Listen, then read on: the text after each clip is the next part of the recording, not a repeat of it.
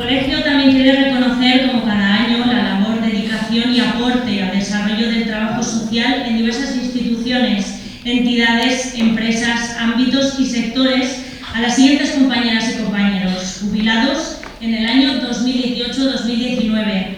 Mabel Burrell Raso, Blanca Ualde Mozota, Gregorio Laborda Bazán, Begoña Miguel Blasco, Mercedes Palos Ruiz y Fernando Sopena Serma.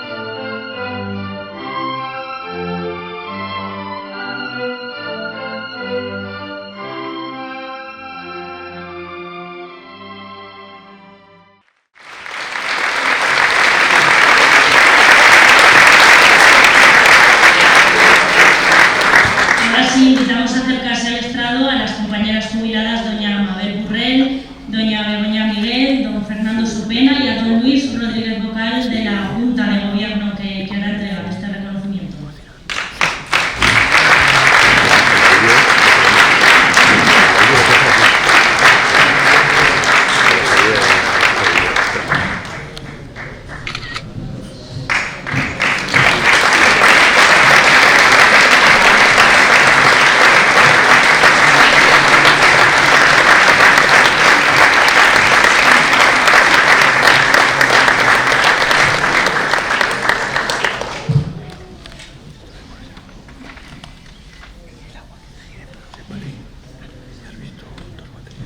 Bueno, me parece que me ha tocado a mí. Como veis, si habéis visto la foto en la que salíamos, estábamos todos jóvenes.